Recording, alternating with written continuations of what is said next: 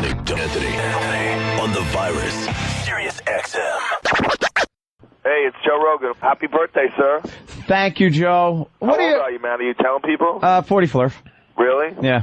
40 flurf? 40 flurf. I said that the other day. It was one of those, I still think I'm like 44. What does it matter? You're not a woman? I know. I said I'm 47. Yeah, there you go. But I was like 40 flurf. Like, I said that not trying to cover it up. It just popped out of my mouth like that. When I turned 40, it didn't bother me nearly as much as starting to get gray ball hairs. that really sucks. Gray ball hairs? Yeah, I found 3 gray ball hairs before I started shaving my balls. It was an excuse to start shaving my balls. But the truth is, it was to hide the gray ball hairs. It was too much, man. Gray ball hairs, that's your body saying, fuck it, making ball hair color. Let's just keep this dude alive. Do they have just for men for balls? It's not like it's going to drive... They probably do. It's not going to hurt getting laid, because by the time a woman's seeing your ball hairs, you've closed the deal pretty much. She backs out on a gray ball hair. He's going to be like, wait a minute, you're an old guy. You have gray ball hair, I'm out of here. Nose 2 inches from your dick, and I saw gray ball hair and went, oh, wait a minute, you're an old guy. I don't have gray pubes, but I do have probably 4 gray ball hairs. Wow, you should pluck them. Yeah. I yanked those suckers out like I was Chuck Norris pulling POWs out of bamboo cages. Yeah, you got to look at it. It's a positive. Your balls are getting this patina. This sort of patina. It is. Yes, it's showing age, fine aging. Joe, what do you? I know you're you're your own fucking lethal weapon. What do you feel about guns? How do you feel about firearms? I have guns. Do you? I have guns. I have a compound bow. That's my favorite thing. I like shooting bows and arrows into. I have like fake pigs in my backyard. Fake really? Pigs. Yeah, they're leather pigs. Call police officers, sir. What kind of year is this? Yeah, you buy them at the archery store. It's fun. Yeah. I hope I don't ever have to shoot anybody. Yeah, see, that's it. You hope, but you're prepared. Yeah, I definitely would not want... I mean, it's that old expression, better to have a gun and not need it than to need it and not have it. Thank you. Now, there's a lot of douchebags out there, man. Exactly. Joe, have you ever worn... do you have handguns? Yes. Have you ever worn your handgun around your house? When I first moved to L.A., I was super paranoid, and I did it a couple of times. Because somebody tried to break into my car. Let me ask you this, Joe. All right. Started to. Patrice wants to know if you've ever folded a $20 bill. Joe. And seen the Twin Towers in the back of it, because there's a big vast conspiracy of white people. Joe believes in conspiracies. I know he does. Very few conspiracies. I'm accredited for much more conspiracies than I actually believe in. Yeah, that's true. And let me ask you this, Joe. I guarantee in his difference from you and Joe, Joe, do you do all this gun stuff strictly from the fear of niggas? Wait a minute. Joe doesn't do it from paranoid fear of black people. You are putting a racial thing on my paranoia of just being broken into. Oh, really? You're afraid of white home invaders? There are people from Brentwood who are Hispanic that will also break into my house. Puerto Ricans and blacks. Anthony, when you're strapping your gun on and you have a very vivid image in your mind, it's not one of my Jewish neighbors going, he's home and he's armed. That's the thing. What does he look like? What does he look like? The fear is black, right? I mean, be honest. What does he look like? He looks like Jeff Goldblum from Death Wish, the first one. Fuck you. With the fucking Jughead hat, beating fucking Bronson's wife, and calling her a rich cunt. He looks like Swan. He looks like Swan from the Warriors. Like, okay. What does he really look like? Here he is. Yeah, he comes in. Goddamn rich cunt! I kill rich cunts! Get Jeff Goldblum in his greatest role ever. I kill rich cunts. Let me think. He looks like Damon Johnson. I'll tell you what he looks like. He looks like every home invader I've seen arrested on the news from Long Island. That's all I'll say. Black. Home invasions are the scariest thing ever. That's way more scary than getting your car stolen or something like that. Somebody breaking into your house and they're locked behind the door with you. That's a very scary feeling. Oh, my God. You said you'd let me be racist for my birthday, Patrice. Happy birthday, yes. Yes. I'm overdoing it. I do agree, because sometimes I have problems sleeping at night because my door is right on the ground level and shit. I've done some things. Damn. I'm not allowed to put bars and shit because it's condos, so I can't put real protective stuff, which is... Got an alarm? Better. I got an alarm, and all that shit. Yeah, but by the time the cops show up, you could be dead. You know, that's what I say. You know, I had an apartment in Boston where the door just went right out to the street. It was a nice. two-family house. And the landlord came one day and took the door. He said, I have to fix the door. We actually did an episode about it on Lucky Louie. But I was thinking, wait a minute, that didn't happen. That was on a show, you asshole. And then I realized it happened. And I had no door, and it was just and Reggie McFadden was staying over, and he slept in the living room with just an open door onto the street. Open door. Balls, yeah. Just onto the street. See, Somerville, Massachusetts. See, Joe, I am not going to be somebody that I know when there's a home invasion. You know, the people that are invaded are sitting there going, "God, I just wish I had a gun. I wish I had a gun," and they don't, and they get beaten. They may have to sit there and watch their wife and daughters be raped. You don't think the home invaders stake out the joint sexy? A little bit? What? What do you think? If you get a dog, think they stake out they might stake your home. They might. And know who they can do things to. They might. So why wouldn't I be somebody that might look like they could be a victim? Because I'm walking around my house with guns? Do you ever worry that if you think about this all the time, and this is something you dwell on, that you might actually somehow or another manifest it? I don't. There you go. There's the real Joe. Joe is magical. Yeah. And he likes magical shit. That's why I know Joe believes he fucking floats in some type of weird Buddha position. Because he smokes a lot of marijuana. Floats in a Buddha position. I know he does. Joe can fly. Joe Rogan can fly. He's a Jedi, I know he believes in some of these paranoid, what they call, quote-unquote, paranoid things about government. Anybody who smokes as much pot as him will believe anything for a few minutes at least. I know he does heavy thinking, man. He's a very spiritual guy, I know. Anything for 30 seconds. Yeah, he's believed in Allah and Jesus Joe for a few minutes. believes in a lot of black people's thoughts. Yeah. Really? Yeah. What does that black mean? people's paranoia that white people dismiss as nonsense. Well, I think there might be something to the idea of thinking on something so long that you can manifest it. See, that's not what I'm doing. I'm prepared. I don't dwell on it. I don't sit there and roll out of bed and practice my quick draw. Yes, you do. No, I don't. Do you ever sleep with a gun under your pillow? Yes. No. That's isn't fucking dangerous. Yeah, but isn't that what when you would be most likely to be invaded? Dude, where's your gun when you're sleeping? Yeah. About a foot away from me on my night table. All right. God bless that fucking ninja. Have you ever investigated on Google something, one of those mechanisms that make a small derringer slide out of your... No, I've never gone for the taxi driver, slip it out of my fucking wrist kind of thing. You don't need that. As long as I have the security in knowing I'm an armed citizen in this country. And what is your gun of protection? My gun of choice? The one you carry with you to kill black people. To kill black people? It all depends on the situation, but I would say to conceal and carry, it's the 40 caliber, and then at home for the home protection and just the night table, it's 45 with a hollow point.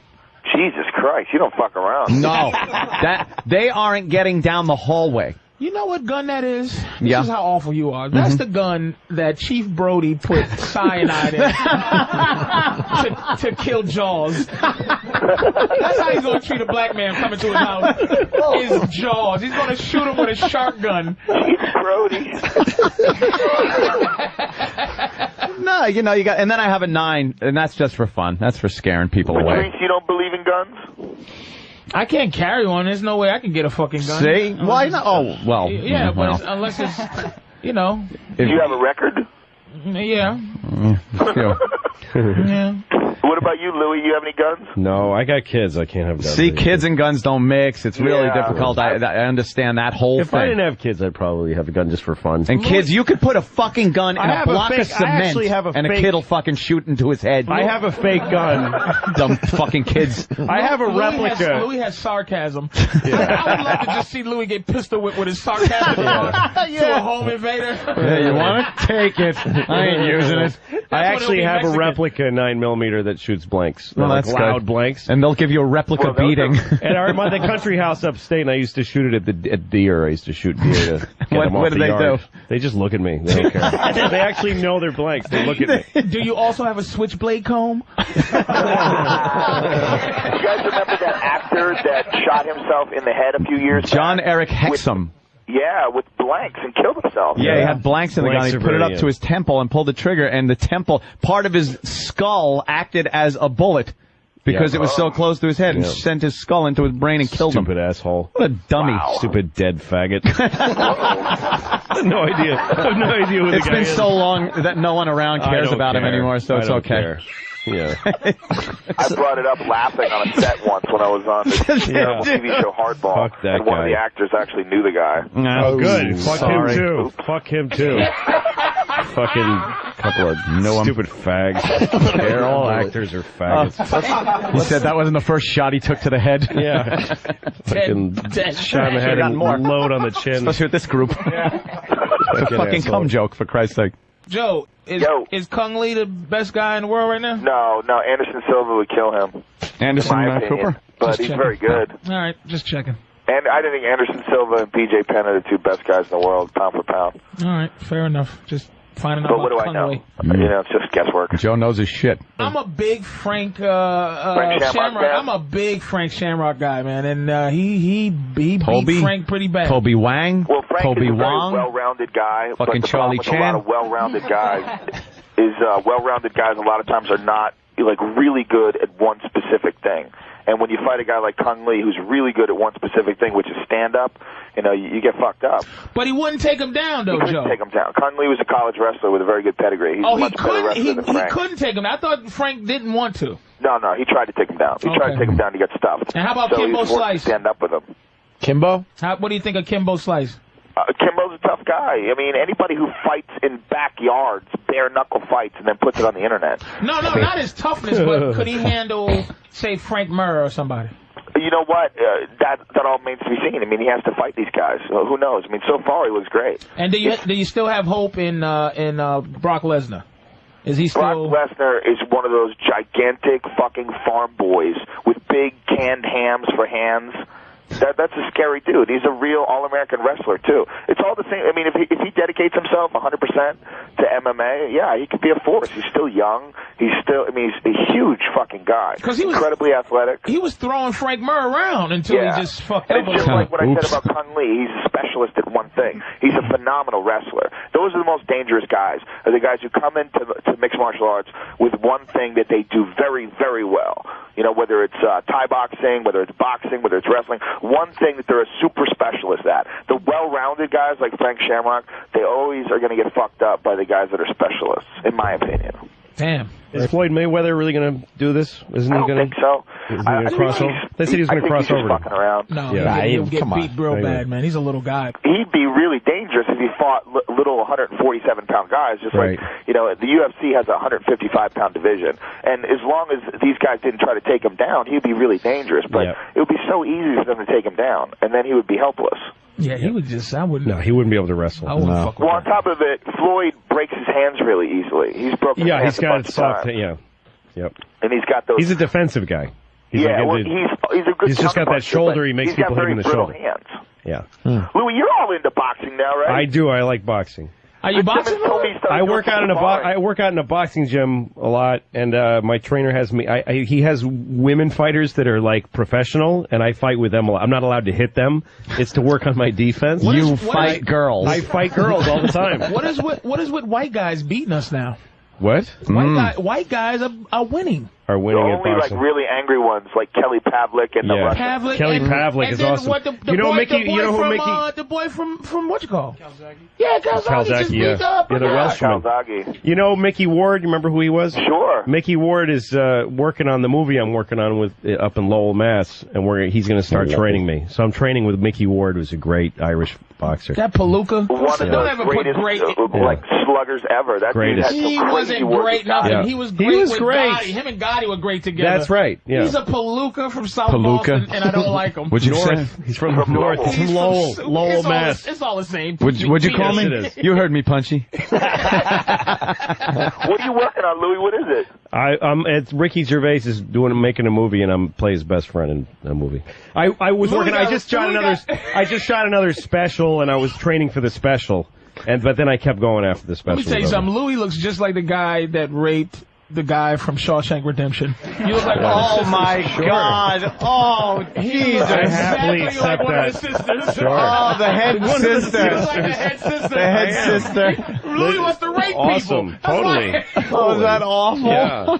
No, I like when I was getting ready for the special, I was boxing a lot with, like, sparring with guys. I like sparring and getting hurt and getting pain. You know what it's like, Joe, is that a when midlife crisis? No, when you're, you know what? When you told me that you started boxing with people, and I was like, oh man, you got to be real careful, you know, who you do that with. Well, no, I know. I have a trainer who doesn't put me in the ring with anybody who's going to really fuck me up, and I wear headgear and shit and a mouthpiece. Headgear almost protects you less. Yeah, no, I know. I got a black eye. Right before the special I did, I got a black eye and it barely and healed. you look like you got a dangerous 9-inch reach. What headgear does keep you from getting cut, but the really dangerous thing is the thudding blows to the brain. Yeah, you can't see it. You can't see as well. I don't like the headgear. Yeah, I don't like it either. Because it's the thing you get from it is trying to think under pressure. Because you start as soon as you're in the Play ring. Fucking GTA. If you're in the ring with anybody, you start panicking and breathing too heavily and overusing your muscles. So if you can like train yourself to like be really cool and actually use your brain and make decisions. Have you ever under pressure, fought? Are you like it a fighter? translates to being a better comedian. It actually does. Are you a fighter? Sure, the pressure It does. part. Yeah. What? Have you ever like fought in real life, like gotten in fights? Not really, no. I mean, I never backed down. I was always bigger than kids my age. So kids, nobody really. Did you go to school, China? Nobody ever really picked fights with me when I was a kid. I never backed down from anything, but nobody ever really. Really? Yeah, I never really. But were got you in a scared when you like had to line up? Because I was always fucking petrified whenever it was like, oh my God, I'm getting in a fight. Holy shit, when I was in high school, when I was a senior in high school, a freshman out of nowhere, this little Irish fucking tough kid started picking fights. You look like the Notre Dame logo. He just picked me out in the hallway and said, "Hey, you faggot, fuck you," or something. And I said, "Fuck you." And he goes, "What do you mean, fuck you?" I'm like, "You just said faggot, fuck you," so I said, "Fuck you" back. And he's like, "Don't say fuck you to me, I'll kick your ass." And he started this fight with me, and every time I saw him, he'd threaten to kick my ass. And I was scared of him. He was much smaller than me. And that's why but I was scared of him. Because that guy just MySpaced him. Hey, fuck you, faggot. I'll see you in Philly. Exactly. I know where you're gonna be. Hey, Joe, and Joe's been down. I just want to say, I haven't met Joe till much later when I started. He had left Boston, but Joe was known to be dangerous since '91. Like when I first started comedy, Joe Rogan, they were so happy for him to leave. Because Joe I never did anything to anybody. But the idea of it was he was legend. That his now the story I remember hearing about Joe was that when he was in high school, and actually I think he told me the story because it was a lesson in how to really defend yourself. That some kid came up to him in the lunch line in high school and started talking some shit to him.